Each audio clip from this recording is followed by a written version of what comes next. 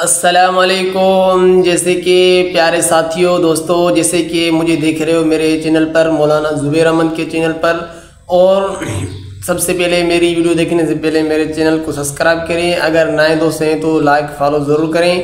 تو دوستوں میں آپ کو بتاتا چلوں کہ کالے جادو کا توڑ کس طرح سے ہوتا ہے، کالا جادو کیا چیز ہے، کس طریقے سے اس کا توڑ کیا جاتا ہے۔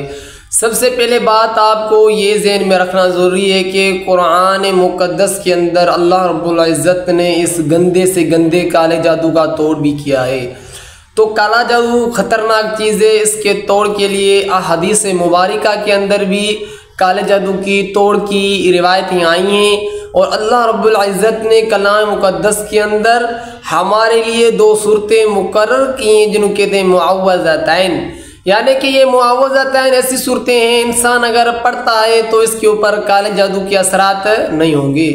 تو کالا جادو سب سے پہلے یہ بات ذہن نشین کر لیں کہ جب آپ صبح اٹھیں تو اپنے بچوں پر، آپ پر یہ معوذتین دو صورتیں ذہن نشین کر لیں، اور اپنے اوپر دم کریں اور اپنی اولاد کے اوپر دم کریں۔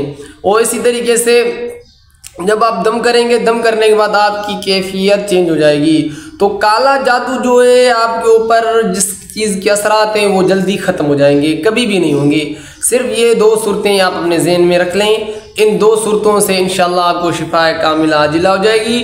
جب آپ کو شفا کاملہ عاجلہ مستمرہ ہو جائے گی تو پھر یہ صورتوں معمول بنائیں، صبح شام یہ معوذتین، قل اعوذ برب الناس، قل اعوذ برب الفلق، تو یہ دو صورتیں اپنے اوپر دم کریں۔